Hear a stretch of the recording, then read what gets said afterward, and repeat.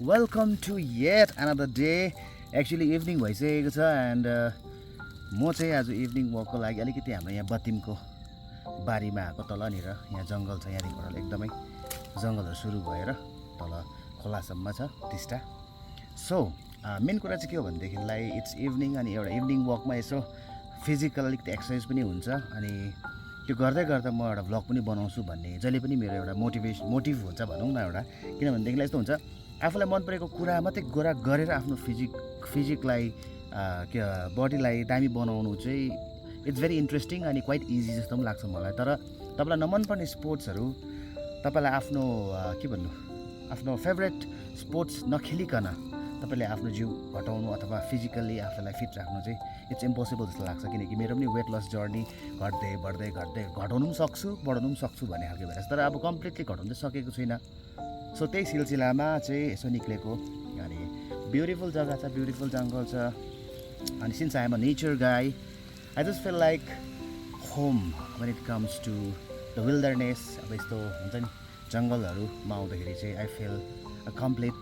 जस्तो लाग्छ मलाई चाहिँ so that's the reason I have come अनि इट्स अ ब्युटिफुल डे अनि गुड इभिनिङ फेरि पनि तपाईँहरूलाई दामी छ मौसम अनि good to be back in nature after many long days